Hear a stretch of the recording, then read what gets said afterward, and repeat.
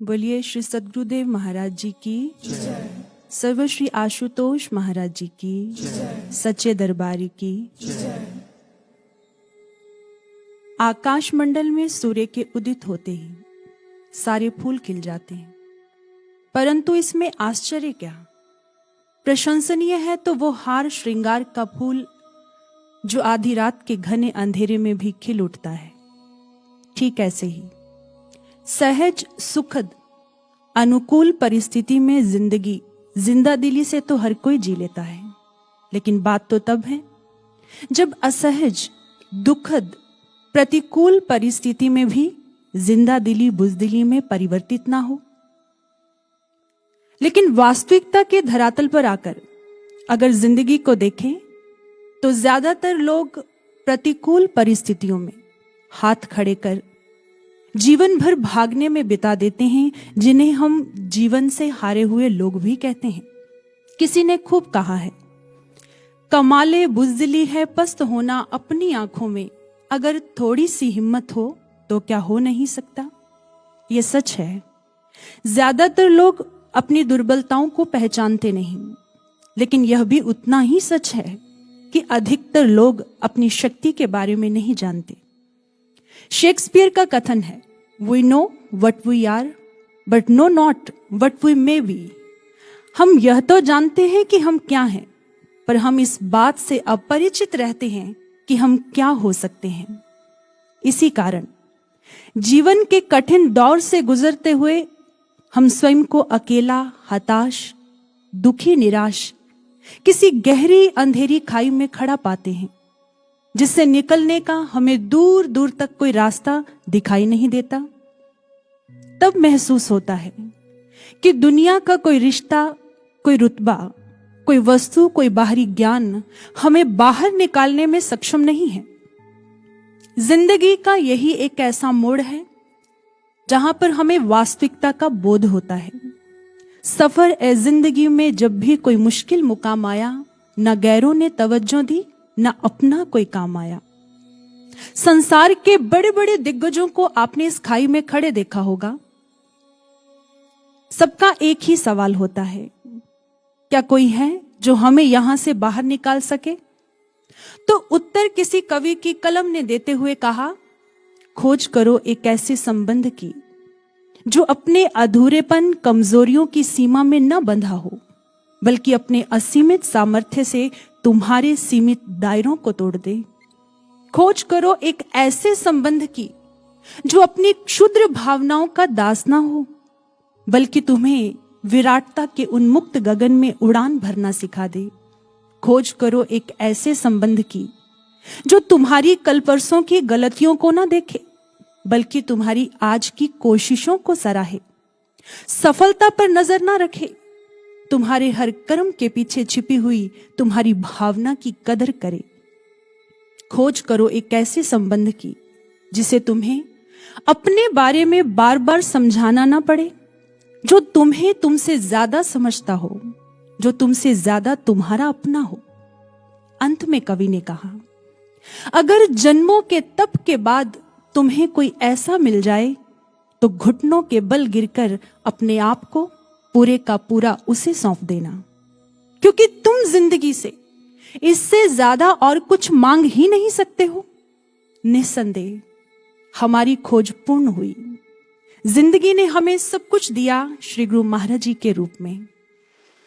यदि हम सारी विशेषताओं को किसी एक संबंध में देखना चाहेंगे तो वो महान विभूति केवल सद्गुरु हुआ करते हैं। हमारे शास्त्रों में वर्णन आता है, गुरुरेव जगत सर्वं ब्रह्म विष्णु शिवात्मकम गुरोः परतरंग नास्ति तस्मात् संपूज्येत गुरुम। सद्गुरु पूजनीय है। गुरु में ब्रह्मा, विष्णु, महेश सकल सृष्टि समाविष्ट होती है। गुरु से अधिक और कुछ है ही नहीं। योगानंद परमहंस जी अपनी किताब विस्पर्स फ्रॉम एटर्निटी में एक कविता के द्वारा अपने गुरु युक्तेश्वर गिरि जी के लिए लिखते हैं, हे गुरुदेव, अगर समस्त देवता मिलकर भी अपने आशीर्वाद की दीवारों से मेरी सुरक्षा कर देते, किंतु मुझे आपका आशीर्वाद नहीं मिलता, तो मेरी हालत उस अनाथ जैसी होती जिसे आपकी अप्रसन्नता के खंडरों में आध्यात्मिक रूप से सूखने के लिए छोड़ दिया गया हो। आपके बिना ये जीवन अधूरा है। आप मेरे जीवन का सर्वस्व हैं गुरुदेव। भानु को कमल अनेक मिले, कमलन हेतु दिनेश तुम ही हो। मेघ को मोर अनेक मिले, मोरन हेतु जलेश तुम ही हो।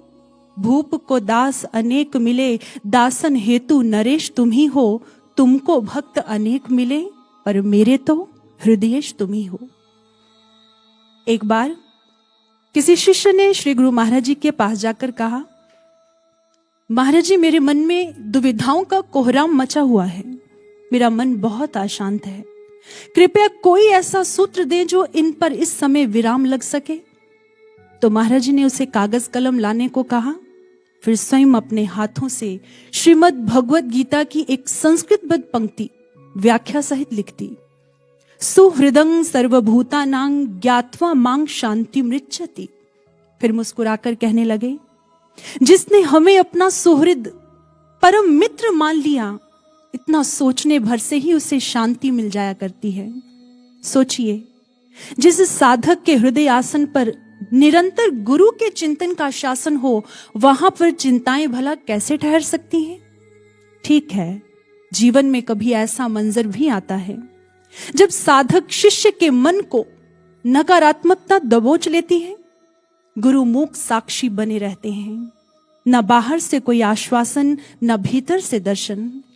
ऐसे में साधक के हृदय की वेदना केवल यही कहती है, उठता है सर तो आकाश मेरे करीब है, धरती है पास इतनी कि पांव तले नसीब है। हवा भी रहती है हर पल मुझे सहलाती, पर तुम हो कहां ऐ मेरे आत्मा के साथी। कहा था तुमने, सांसों से भी अधिक समीप हूं मैं, तेरी धड़कनों के मोती का सीप हूं मैं। फिर क्यों मेरे एहसास तुमसे खाली हैं, मेरे अनुभवों की चादर क्यों खाली है? क्या तुम्हारा कथन सत्य नहीं, या फिर मेरी साधकता योग्य नहीं? कहिए, कुछ तो कहिए गुरुदेव। अक्सर जब भी शिष्य के जीवन में कर्म संस्कारों की सुनामी उठती है, तो गुरु और शिष्य के बीच की संचार तारे ठप सी लगती हैं। शिष्य को ऐसे लगता है मानो उसके हृदय की बात गुरु के हृदय तक पहुंच ही नहीं रही। ख्याल रहे, संचार बेशक ना हो, किंतु गुरु के द्वारा शिष्य का संरक्षण सतत बना रहता है। दीनहीन शिष्य के अश्रु पहुंचते हुए गुरु का दिव्य स्वर उभरता है, क्या तेरा दुख केवल तुम्हारा है? जब तू मेरा है तो तेरा दुख तेरा कैसे हो सकता है? उस समय शिष्य स्वयं को गुरु की सुरक्षा भरी गोद में पाता है।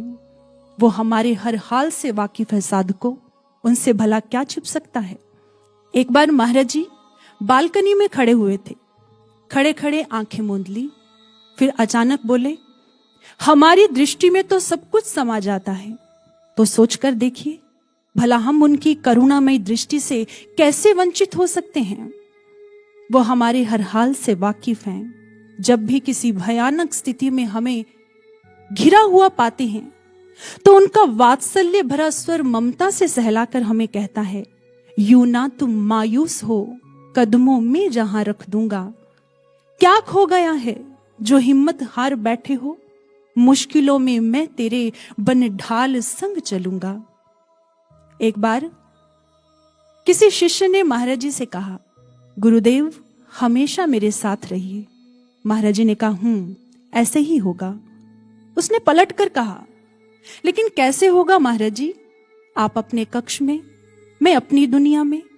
जब भी कभी मुझे किसी समस्या में आपकी जरूरत होगी, तो आप किसी अन्य भक्त को समय देने, ध्यान साधना में व्यस्त होंगे।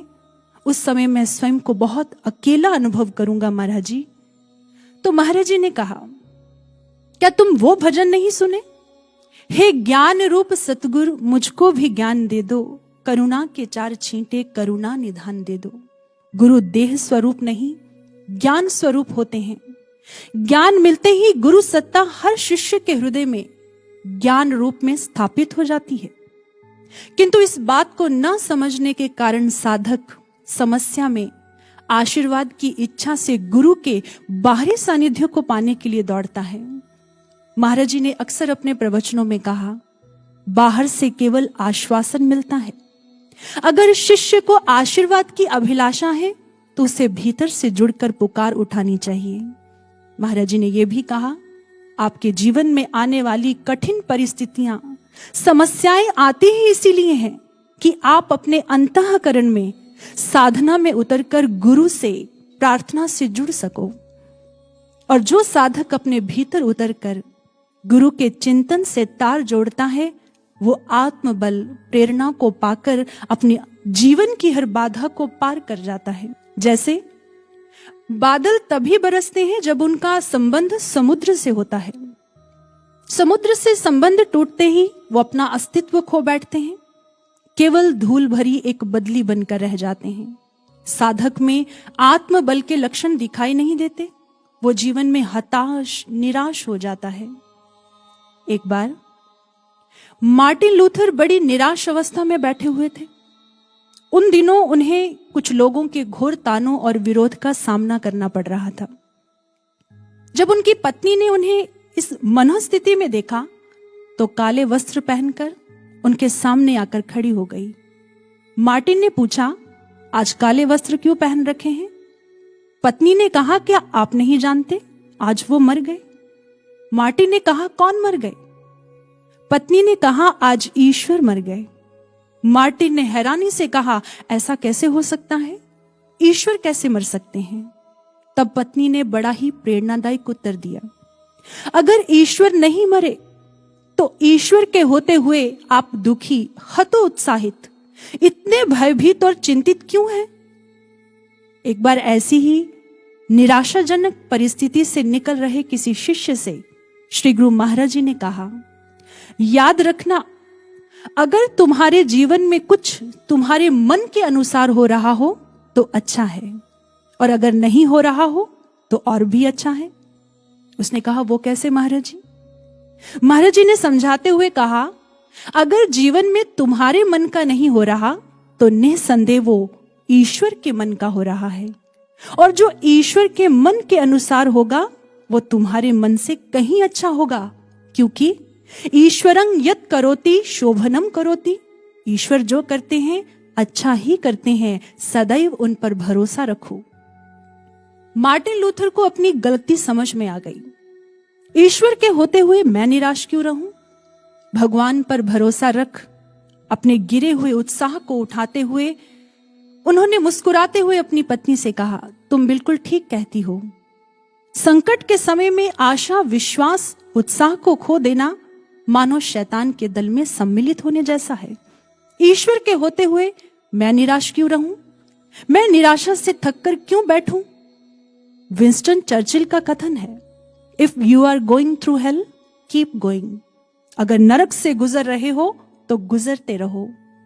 कहने का भाव, जीवन में अगर नरक जैसी भयानक परिस्थितियां भी क्यों ना आ जाएं, तो ना तो डरकर रास्ता बदलो और ना ही निराशा से थककर अपने जीवन में बैठ जाओ, केवल चलते जाओ।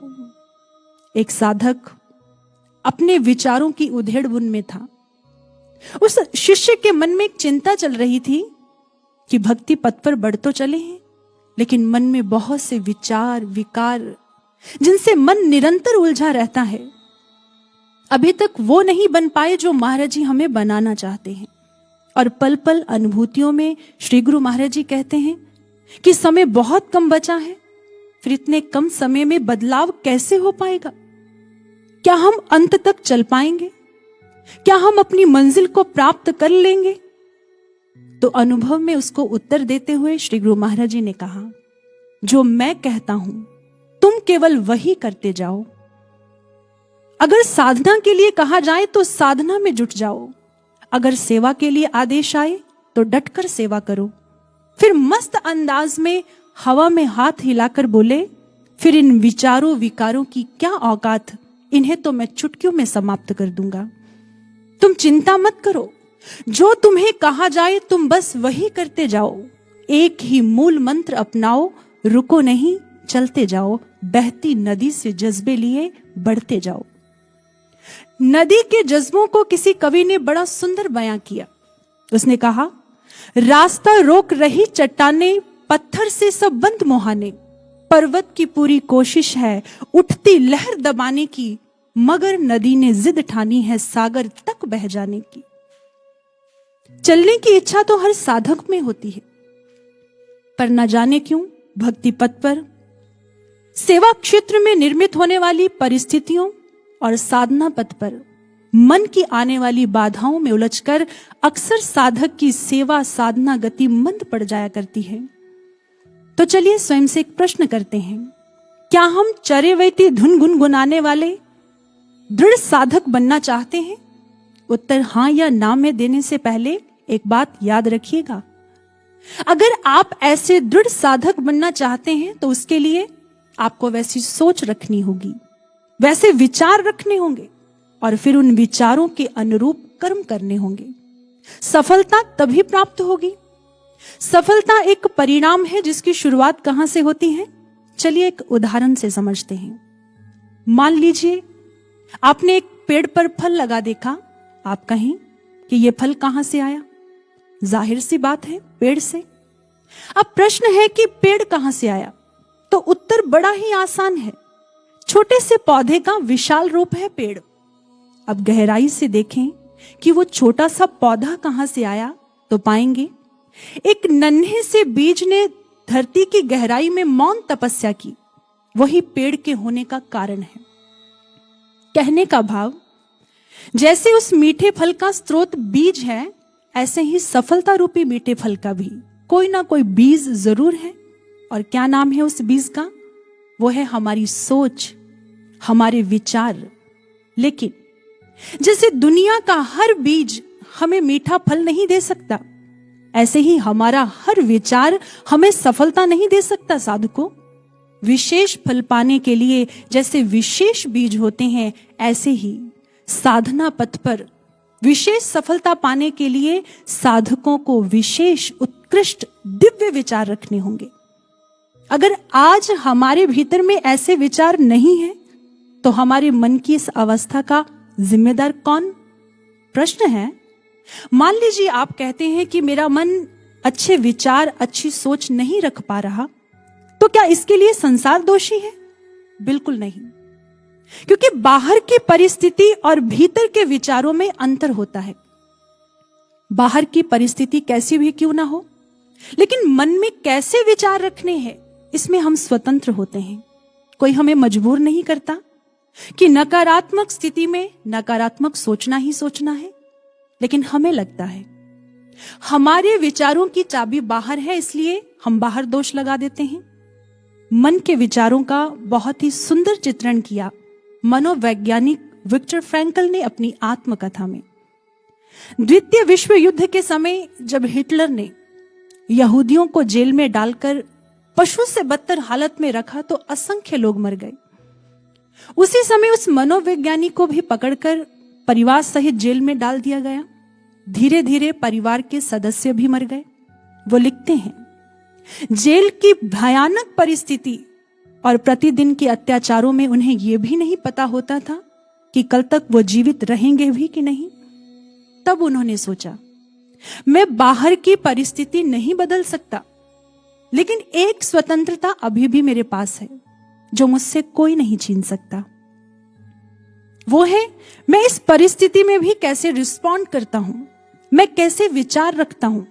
मैं चाहूं तो भय और निराशा के विचारों के बोझ तले दबकर मृत्यु से पहले ही मर जाऊं, और मैं चाहूं तो बाहर निकलने की आशावादी सोच के साथ जीवित रहूं। उसने सकारात्मक रहने का निर्णय लिया। उस दुखद परिस्थिति में भी वो सुखद भविष्य की सोचकर मुस्कुरा देता। ये देखकर लोग बहुत हैरान होते। असंख्य लोग मरे, पर वो जीवित रहे, क्योंकि उन्होंने सोच रखा था, जब मैं बाहर निकलूंगा तो अपनी खोज दुनिया को एक सूत्र के माध्यम से समझाऊंगा। और वो सूत्र क्या है? आप बाहर की परिस्थिति को कंट्रोल नहीं कर सकते, किंतु आपके विचार, आपकी सोच पर आपका नियंत्रण है। आपके विचार आपकी जिम्मेदारी है, इसे स्वीकार करें। क्योंकि जब हम अपने विचारों को नियंत्रण नहीं कर, अपने खुद के मन पर काम नहीं करते, तो अक्सर यही कहते हैं, फला व्यक्ति, परिस्थिति, घटना के कारण मेरा मूड ऑफ है, ये सब बदलेगा तो मैं ठीक हो जाऊंगा। ये सब बहाने हैं जिनमें उलझकर हम सेवा क्षेत्र में कितने ही सुअवसरों से हाथ धो बैठते हैं, अपना कीमती समय गवा लेते हैं। एक बार किसी संत ने अपने जिज्ञासु भक्तों से एक प्रश्न किया, मान लीजिए आपके पास 86,400 रुपए हैं, रास्ते पे चलते हुए कोई चोर आपके 10 रुपए लूट कर भाग जाए तो क्या करोगे? क्या अपने 10 रुपए वापस पाने के लिए तुम उस चोर के पीछे भागोगे? जिज्ञासुओं ने कहा, नहीं महाराज, हम 10 रुपए की छोटी सी राशि को अनदेखा करेंगे और अपने बचे हुए पैसे संभाल कर अपने रास्ते चलते जाएंगे। संत ने कहा, आपका अवलोकन सही नहीं है। मैंने देखा है ज्यादातर लोग 10 रुपए वापस पाने की फिक्र में चोर के पीछे दौड़ते हैं और अपने बचे हुए 86,390 रुपयों से भी हाथ धो बैठते हैं।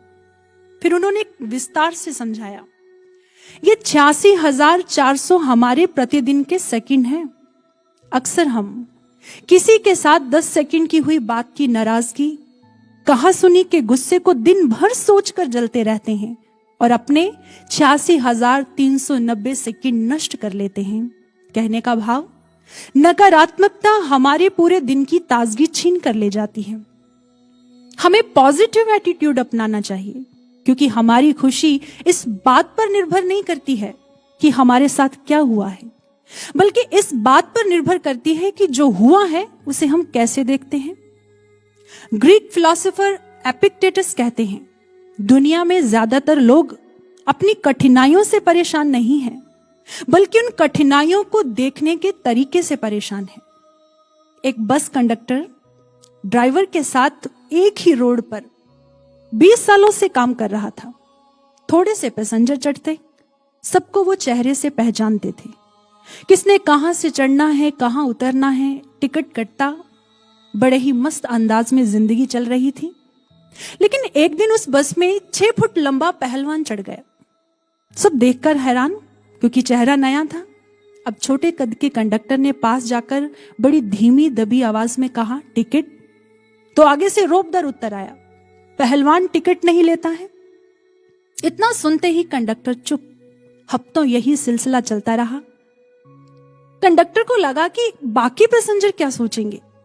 उसके सम्मान को ठेस लगी, उसे बेइज्जती महसूस हुई। उसने ड्राइवर से जाकर कहा, भाई मैं तो 3 महीने की छुट्टी पर जा रहा हूं, एक मुश्किल है जो मुझे हल करनी है।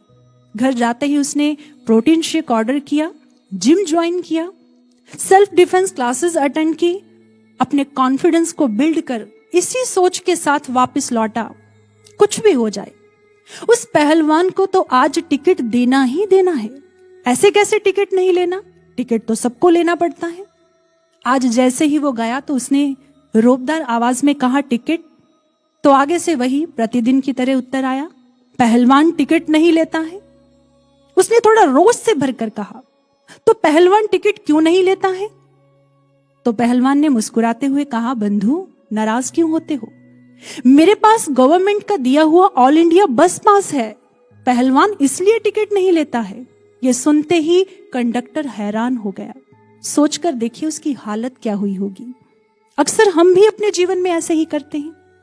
समस्या इतनी बड़ी नहीं होती जितना बड़ा बनाकर हम उसे सोच लेते हैं। दरअसल बात यह है कि हम अपनी जिंदगी का आधे से ज्यादा हिस्सा उन समस्याओं के साथ उलझने में बिता देते हैं जो असल में होती ही नहीं है। कई बार हमारा दुनिया को, स्वयं को देखने का नजरिया ही हमारा सबसे बड़ा शत्रु बन जाता है। आपने वो तो सुना ही होगा, नजर का ऑपरेशन हो सकता है लेकिन नजरिए का मुश्किल है। अगर नजरिया नकारात्मक है तो आपको कोई आगे नहीं बढ़ा सकता, लेकिन अगर सकारात्मक है तो आपको आगे बढ़ने से कोई रोक भी नहीं सकता। परिस्थिति कैसी भी हो, अगर नजरिया सकारात्मक है तो जीवन में आनंद ही आनंद है। एक बात याद रखिएगा, आप दुनिया के किसी भी कोने पर क्यों ना चले जाएं, आपके जीवन में अच्छी बुरी परिस्थितियां तो निर्मित होती ही रहेंगी। जैसे रोड की ट्रैफिक लाइट कभी रेड होती है तो कभी ग्रीन, ऐसे ही जीवन की परिस्थितियां कभी अच्छी होती हैं तो कभी बुरी। कहने का भाव कितनी भी बुरी परिस्थिति से क्यों नहीं गुजर रहे हो आप, एक ना एक दिन वो बदलती जरूर है। बहुत से लोग कहते हैं हमारे जीवन में तो सदैव बुरी परिस्थिति ही रहती है। तो सोचिए, ये संसार एक एग्जामिनेशन हॉल है और वो बुरी परिस्थिति एक एग्जाम है। जैसे एक विद्यार्थी की कक्षा तब तक नहीं बदलती जब तक वो पास नहीं हो पाता, ठीक ऐसे ही जीवन की बुरी परिस्थिति तब तक नहीं बदलती जब तक इंसान कुछ सीख नहीं जाता। ये बुरी स्थिति हमें हमारे जीवन में कुछ सिखाने आती है, हमें कुछ बनाने आती है। अब अगर ऐसी कठिन, नकारात्मक, प्रतिकूल परिस्थितियों से जीवन को गुजरना ही पड़ जाए तो इनमें भी खुश रहने का मूल मंत्र क्या है? हमें 3 सूत्र अपनाने होंगे। पहला, एक्सेप्ट, स्वीकार करें। जीवन में जो परिस्थिति आई है उसे स्वीकार करना सीखें, बजाय ऐसी प्रतिक्रिया देने के कि मेरे साथ ये क्या हो गया, क्यों हो गया, अभी क्यों हुआ, ऐसे क्यों हुआ। अगर आप अपनी सारी ऊर्जा प्रतिकार में लगा देंगे तो समस्या का हल ढूंढकर आगे कब बढ़ोगे? जैसे रास्ते पर चलते हुए किसी बिल्डिंग के कंस्ट्रक्शन के होते उड़ती हुई धूल मिट्टी से आपको बहुत परेशानी हो रही हो। अब वहां पर खड़े होकर आप यह टिप्पणी नहीं करते हैं ये क्या हो रहा है, क्यों हो रहा है, नहीं होना चाहिए। आप कहेंगे भी तो क्या होगा, काम तो चलता ही रहेगा। उस समय आप अपना चेहरा ढकते हैं और आगे की ओर बढ़ते हैं। ठीक इसी तरह जीवन में कैसी भी परिस्थिति क्यों ना आ जाए, पहले तो उसे स्वीकार करें और दूसरा, एडजस्ट। आप उसके अनुकूल स्वयं को ढालना सीखें। जैसे पानी जिस बर्तन में डालते हैं वैसा ही आकार ले लेता है। अगर बाल्टी में डालो तो वैसा हो जाता है, गिलास में डाल दो तो वैसे ही आकार ले लेता है। ऐसे ही अगर आप प्रतिकूल परिस्थितियों में यह सोचते हैं कि पूरी दुनिया, परिस्थितियां और व्यक्ति मेरे अनुकूल ढल जाएं, तो ऐसा नहीं हो सकता। क्योंकि अगर आप किसी को अपने अनुकूल ढालने में, उसको बदलने में पूरा जीवन भी लगा देंगे तो वो बदलेगा नहीं, बल्कि आप परेशान रहेंगे। क्योंकि दुनिया में केवल एक ही व्यक्ति है जिसे आप ढाल सकते हैं, बदल सकते हैं, और वो है आप स्वयं। इसलिए स्वयं पर काम करें, स्वयं को परिस्थितियों के अनुकूल ढालने की कला सीखें। तीसरा है अवॉइड। जब ऐसी प्रतिकूल परिस्थिति आ जाए तो कुछ चीजों को नजरअंदाज, अनसुना कर केवल अपने लक्ष्य की ओर बढ़ते चले जाएं। जैसे एक बार किसी गांव में कुछ बच्चे पहाड़ी पर चढ़ने का खेल खेलने लगे। 5 बच्चों ने दौड़ लगाई, बाकी घेरा बनाकर दर्शक बनकर देख रहे थे। अभी दौड़ प्रारंभ ही हुई थी कि एक बच्चे ने कहा, अरे देखो पहाड़ी कितनी ऊंची है, कोई ऊपर नहीं पहुंच पाएगा। दूसरे ने कहा, अरे हाँ बिल्कुल ठीक कह रहे हो, जगह जगह पत्थर है, चोट लग सकती है। तीसरे ने कहा, बारिश से फिसलन भी बहुत है, कोई भी गिर सकता है। देखते देखते सारे बच्चे वहीं रुक गए। केवल एक बच्चा शिखर तक पहुंचा। जानते हो क्यों? क्योंकि उसे कानों से सुनाई नहीं देता था। ठीक इसी तरह जब प्रतिकूल परिस्थिति में घिरे हो तो नकारात्मकता से बहरे हो जाओ, उसे अनसुना करो और स्वयं के अंदर शांति, स्थिरता बनाए रखते हुए अपने लक्ष्य में अपनी पूरी ऊर्जा लगा दो। कहते हैं जो नजरिया है वो एक चश्मे की तरह होता है। जब आप नकारात्मक नजरिए के चश्मे से देखते हैं तो सब कुछ असंभव लगता है। ये हो नहीं सकता, मैं कर नहीं सकता, मेरे से होगा नहीं।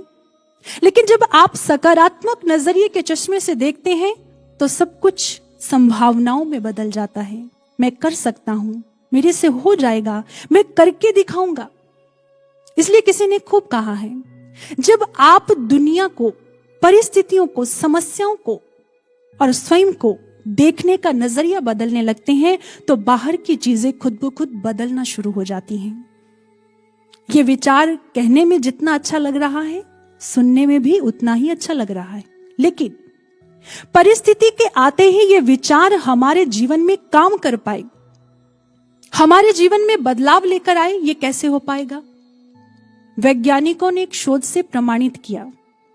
कहते हैं कि व्यक्ति की जो आदतें और सोच हैं वो उसके मस्तिष्क में रेखाओं को गढ़ती हैं, चाहे वो आदतें अच्छी हो या बुरी हो। जब जब इंसान अपनी सोच, अपनी आदतों को दोहराता है तो ये रेखाएं पक्की, गहरी होती चली जाती हैं और फिर नकारात्मकता के यही सांचे हमारे व्यक्तित्व के ढांचे बन जाते हैं। इन्हीं के अनुरूप हम ना चाहते हुए भी व्यवहार कर बैठते हैं। अगर हम चाहते हैं कि हमारे भीतर की नकारात्मकता समाप्त हो जाए तो उसके लिए केवल मात्र ब्रह्म ज्ञान की ध्यान साधना ही एक उपाय है। जब साधक ध्यान की अवस्था में बैठकर ध्यान एकाग्र करता है तो उसके भीतर सकारात्मक ऊर्जा उत्पन्न होती है, ईश्वरीय शक्ति पैदा होती है जो उसे बल देती है, नकारात्मकता को मिटाने में उसे सक्षम बनाती है। योगानंद परमहंस जी अपनी किताब डिवाइन रोमांस में कहते हैं, every time you meditate deeply on God, beneficial changes take place in the patterns of your brain. Then mentally affirm and pray to God. I command my brain cells to change, to destroy the grooves of bad habits that have made a puppet out of me. Lord, burn them up in the divine light. सकारात्मकता हमारे जीवन में जब आती है तो केवल ध्यान से ही आती है। जब आप ध्यान की अवस्था में बैठें तो संकल्पित मन से अपने आप से ये कहें कि मैं अपनी कोशिकाओं को आदेश देता हूं वो बदल जाएं, मेरे भीतर की बुरी आदतों को समाप्त कर दें जिन्होंने मुझे कठपुतली बना रखा है। ईश्वर से प्रार्थना करें, हे प्रभु अपने दिव्य प्रकाश से मेरी समस्त बुराइयों को मिटा दे। कहने का भाव, हमारे मन को अधोगामी से ऊर्ध्वगामी बनाने का एक ही उपाय है, वो है ध्यान साधना। इसीलिए किसी ने कहा है, ढलान पर तो पत्थर भी लुढ़क जाया करते हैं, शिखर पर जाने के लिए साधना चाहिए। इसलिए साधकों हमें नियमित ध्यान साधना को अपनाना होगा। एक बार एक साधक ने अनुभव में देखा अथाह ठहरा हुआ पानी। तभी महाराज जी की वाणी सुनाई दी, अगर इसमें कंकर फेंका जाए तो क्या होगा? उसने कहा, महाराज जी इसमें तरंग बनेगी। महाराज जी ने कहा, बिल्कुल ठीक, लेकिन जानते हो नदी के बहते हुए पानी में जब कंकर फेंका जाता है तो उसमें तरंग नहीं बनती है, क्योंकि वो चलायमान होता है। ठीक ऐसे ही जिन साधकों के जीवन में साधना का प्रवाह रुक जाया करता है, उनके जीवन की नकारात्मक स्थिति में आने वाली परेशानी का छोटा सा कंकर भी उन्हें अशांत, दुखी, विचलित कर देता है। लेकिन जिनकी साधना का प्रवाह निरंतर रहता है वो किसी भी परिस्थिति में विचलित नहीं होते हैं, क्योंकि वह जानते हैं उनके पास ब्रह्म ज्ञान है जिसका उपयोग कर वो अपने जीवन के हर दुख को दूर कर सकते हैं। आपने भजन की ये पंक्तियां बहुत बार गुनगुनाई होंगी। दूर हो जाता है हर गम नित निरंतर ध्यान से, जख्म हर एक भर है जाता ज्ञान औषधि पान से। केवल ध्यान से दुख दूर नहीं होता, नित निरंतर ध्यान करने से दुख दूर होता है। आपने कहावत तो सुनी होगी बचपन में, an apple a day keeps the doctor away. प्रतिदिन का एक सेब डॉक्टर को दूर रखता है। क्या कभी ऐसा सुना है, 7 apples on Saturday keep the doctor away? शनिवार को 7 सेब डॉक्टर को दूर रखते हैं? नहीं, क्योंकि अगर एक दिन भी मिस हो जाता है तो उसकी भरपाई अगले दिन नहीं हो पाती। लेकिन जब भी किसी कार्य को एक सार स्थिरता से निरंतर करने की बात आती है तो हमें थोड़ी परेशानी का सामना उठाना पड़ता है। चाहे वो सुबह उठना हो, मेडिटेशन करनी हो, फिजिकल एक्सरसाइज की बात हो या फिर डाइट प्लान, कुछ भी नया सीखना हो, हम थोड़े दिन तो बड़े उत्साह के साथ करते हैं, लेकिन फिर हफ्तों की छुट्टी हो जाती है और महीनों के बाद हमारा व्यवहार वैसे ही हो जाता है। हमें अपने व्यवहार में, अपने कर्म में निरंतरता लानी होगी, क्योंकि निरंतर की गई प्रैक्टिस ही हमें परफेक्शन लेकर आती है। कॉमेडियन जेरी सैनफील्ड, एक बार मंच पर उनके साथ एक नया कॉमेडियन काम कर रहा था। उसने कहा, सर मैं भी आपकी तरह एक अच्छा कॉमेडियन बनना चाहता हूं, कृपया मुझे कुछ टिप्स दें। उन्होंने कहा, अच्छा ये बताओ, क्या तुम जोक्स लिख लेते हो? उसने कहा, हाँ सर, जब मूड अच्छा होता है, अंदर से प्रेरणा होती है, तो मैं अच्छे जोक्स लिख लेता हूं। लेकिन समस्या यही है, मूड प्रतिदिन अच्छा नहीं होता और प्रेरणा भी रोज नहीं होती। उस समय जेरी सैनफील्ड ने कहा, एक बात ध्यान से सुनो, अच्छा कॉमेडियन बनने का एक ही तरीका है, अच्छे जोक्स लिखना।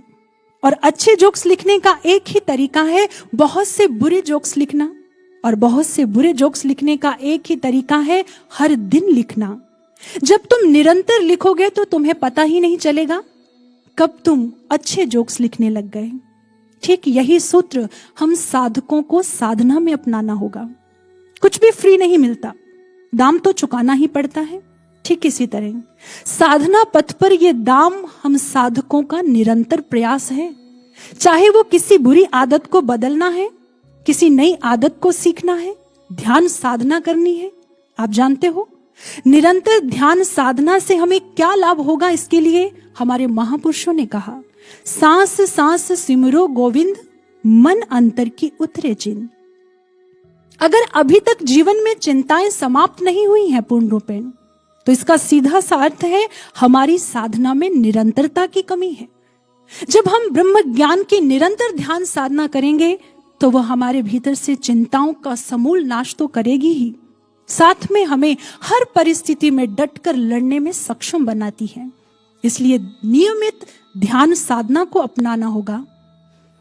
बहुत से साधक एक विचार देते हैं, हम प्रतिदिन साधना करते हैं लेकिन पता नहीं क्यों मन एकाग्र नहीं होता, विचार रहित शांत नहीं हो पाता।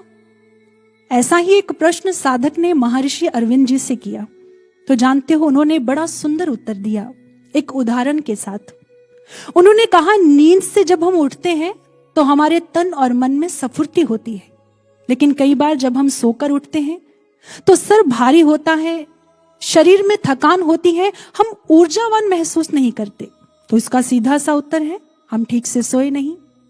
सोने के लिए जैसे अच्छा बिस्तर, सही वातावरण, सोने की अवधि, दिशा, मुद्रा, ये सब चीजें मायने रखती हैं। अगर इनमें से किसी एक में भी गड़बड़ाहट हो जाए तो नींद अपना प्रभाव नहीं दिखाती। ठीक ऐसे ही उन्होंने एक दूसरा उदाहरण दिया, जैसे भोजन हमारे शरीर को पोषित करता है, लेकिन कई बार वही भोजन हमारे शरीर में विकृतियां पैदा कर हमें बीमार कर देता है। तो कारण क्या है? हम भोजन की नियमावली, कब खाना है, कैसे खाना है, कितना खाना है, जब हम इनका पालन नहीं करते हैं, वही भोजन हमें लाभ नहीं दे पाता। ठीक ऐसे ही साधना की भी एक आचार संहिता है, कुछ नियम है जिनका पालन हमें करना पड़ता है। ऐसे नहीं कि नेत्र मूंद कर कमर सीधी कर बैठ जाएं और सोचे कि सद गया ध्यान। हमारी संपूर्ण दिनचर्या, हमारे आचार व्यवहार और संगति का प्रभाव हमारी साधना पर पड़ता है। आप तामसिक भोजन करते हैं, नकारात्मक सोचते हैं, किसी के साथ झगड़ते हैं, किसी का बुरा करते हैं, वासनात्मक दृश्य देखते हैं और रात को चौकड़ी लगाकर ध्यान की अवस्था में बैठकर सोचें कि भाई अब मन तो शांत, एकाग्र, विचार रहित हो जाएगा, तो असंभव, ऐसा नहीं हो सकता। साधना एक पैकेज की तरह है। इसके लिए हमें शुद्ध आचार व्यवहार विचार रखकर स्थिरता के साथ निरंतर ध्यान साधना करनी होगी, तभी साधना लाभ देगी। एक बार रामकृष्ण परमहंस जी ने अपने एक शिष्य से पूछा, अच्छा ये बताओ माखन कैसे बनता है? तो उसने कहा, ठाकुर बड़ी सरल सी विधि है, दूध को जामल लगाने से दही और दही को मथने से माखन। उन्होंने कहा, तुम आधी विधि बता रहे हो। केवल दूध को जामल लगाने से दही नहीं बनता है, जब तक उसे एक ऐसे एकांत स्थान पर स्थिर ना रखा जाए जहां उसे कोई हिलाए ना, क्योंकि जब उसे हिलाया जाएगा तो वो दही नहीं बन पाएगा। ठीक इसी तरह केवल दही को मथने से माखन नहीं बनता, मथने के बाद उसमें ठंडा पानी डालकर कुछ समय के लिए उसे स्थिर रखा जाता है, फिर माखन अलग हो जाता है और छाछ अलग हो जाती है। फिर उन्होंने एक और प्रश्न किया, अच्छा ये बताओ माखन और दूध में से मूल्यवान कौन? शिष्य ने कहा, निसंदेह माखन। ठाकुर ने कहा, तो एक बात याद रखो साधको, अगर जीवन में मूल्यवान गुणवान बनना है तो तुम्हें भी भीड़ से अलग होकर एकांत में स्थिर ध्यान साधना करनी होगी। ऐसी नित्य नियमित की गई ध्यान साधना ही तुम्हारे जीवन में बदलाव लेकर आएगी। एक सुअवसर मिला है हम साधकों को अपने पुनः कर्म क्षेत्र में उतरने से पहले योगी बनने का, ताकि हम विश्व पटल पर कर्म योगी बनकर चमक सके। बेशक आज बाहरी विश्व की भयानक परिस्थितियों के चलते हुए हम बाहरी सेवाओं में सहयोग नहीं दे पा रहे, किंतु विश्व शांति लक्ष्य की प्राप्ति के लिए आप अपने घर के एकांत कोने में ध्यान साधना करते हुए स्वयं में दिव्यता भरकर, स्वयं में बदलाव लाकर आप आने वाले नवयुग में सहयोगी जरूर बन सकते हैं। हम ब्रह्म ज्ञानियों के शुभ चिंतन में जो नवयुग आकार लेगा वो साकार होकर ही रहेगा। श्री गुरु महाराज जी अक्सर अपने प्रवचनों में कहते हैं, साधक ज्ञानी शिष्य कभी फ्री नहीं रहते। उनके पास बाहर कुछ करने के लिए ना भी हो, किंतु आंतरिक क्षेत्र में करने के लिए बहुत कुछ होता है। आप अपने शुभ विचार, शुभ चिंतन, अपनी ऊर्जा को स्वनिर्माण से विश्व निर्माण में लगाएं। हमारे कर्म के अभ्यास की निरंतरता हमें लाभ तो देती ही देती है, लेकिन हमारे विचारों में हमारी शुभ सोच की निरंतरता भी हमें कैसे विजय के निकट ले जाती है, इसका एक उदाहरण है इजरायली नेता नेटन श्रंस की। कहते हैं रशिया में कम्युनिज्म के चलते उन्हें पकड़कर साइबेरिया की जेल में डाल दिया गया। साइबेरिया की जेल जो कि रशिया की भयंकर जेलों में एक मानी जाती है। कहते जिस समय उन्हें जेल में डाला, वो लिखते हैं जेल 4 बाय 4 फुट का, इतना छोटा, इतनी कम जगह। वो प्रतिदिन किसी तरह की फिजिकल एक्सरसाइज नहीं कर पा रहे थे, जिस कारण उनका शरीर बिगड़ने लगा। उन्होंने सोचा मेरा मस्तिष्क भी ऐसे ही बिगड़ ना जाए, इसलिए मुझे कुछ करना होगा। उन्हें बचपन में चेस खेलने का बहुत शौक था। उन्होंने 64 स्क्वायर्स रखकर ब्लैक्स एंड व्हाइट्स का एक चित्र मन ही मन बनाया और शतरंज, चेस खेलने का निर्णय लिया। अब खेलने के लिए प्रतियोगी तो चाहिए। उस समय वर्ल्ड चेस चैंपियन हुआ करते थे कैस्परोव। उन्होंने उसे अपना प्रतियोगी बनाया, मन ही मन उसके साथ रोज खेलते और उसे हरा देते। सालों के बाद उन्हें जेल से छोड़ दिया गया। एक दिन कैस्परोव ने डेमोन्स्ट्रेशन मैच रखा, जिसमें वर्ल्ड चेस चैंपियन एक साथ एक समय पर 5 प्रतियोगियों के साथ खेल खेलता है। खेल प्रारंभ हुआ। कैस्परोव ने 4 प्रतियोगियों को तो हरा दिया, लेकिन एक से वो स्वयं हार गया। जानते हो वो कौन थे? नेटन श्रंस की। पत्रकारों ने पूछा, आश्चर्य, आपने वर्ल्ड चेस चैंपियन को हरा दिया? तो उसने उत्तर में कहा, मैं पिछले 12 सालों से मन ही मन उसको हराता आ रहा हूं। ये चिंतन मेरे मन में गहरा बैठ गया। मैंने तो अपने एक्शन का रिप्ले किया है। मैं जानता था मैं कभी हार नहीं सकता। सोचिए साधकों, हम तो ब्रह्म ज्ञानी साधक हैं।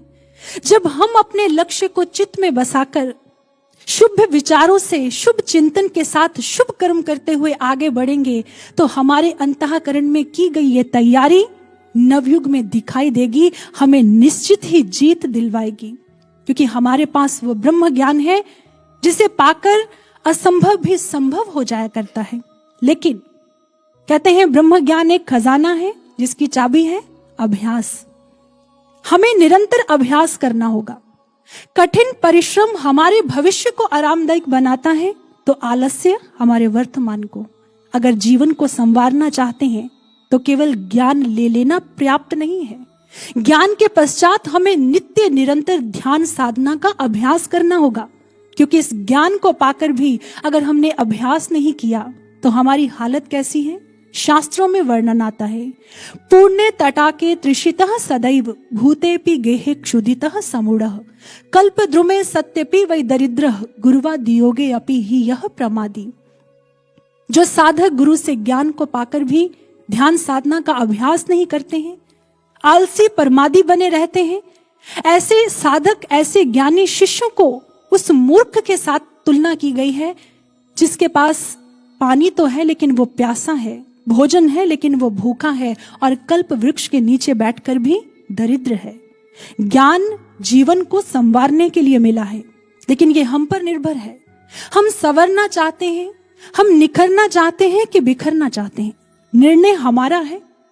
हम चाहे तो मन के तर्कों को मानकर आलस्य का दामन पकड़े रखें, और हम चाहें तो विवेक से इन तर्कों को काटकर आलस्य को धूल चटाते हुए साधनारत मन और सेवारत तन वाले विजयी साधक बन जाएं। इसलिए अंत में यही कहेंगे, अगर विजय श्री का वरण करना है साधको, तो पल पल श्री गुरु महाराज जी से प्रार्थना में पुरुषार्थ का बल मांगते हुए उनकी कृपा का संबल लेकर निरंतर कोशिश करते रहें, क्योंकि किसी ने खूब कहा है, कोशिश कर हल निकलेगा, आज नहीं तो कल निकलेगा। अर्जुन के तीर सांसद मरुस्थल से भी जल निकलेगा। हिम्मत रख, ताकत जुटा, फौलाद का भी बल निकलेगा। मेहनत कर, पौधे को पानी दे, बंजर जमीन से भी फल निकलेगा। जिंदा रख दिल में उम्मीदों को, गरल के समंदर से भी गंगा जल निकलेगा। कोशिश जारी रख कुछ कर गुजरने की, आज जो थमा थमा है वो चल निकलेगा। कोशिश कर हल निकलेगा, आज नहीं तो कल निकलेगा। जब हमारी निरंतर कोशिशें रंग लाएंगी तो हमें हमारी मंजिल तक जरूर पहुंचाएंगी। बोलिए श्री सद्गुरुदेव महाराज जी की, सच्चे दरबार की।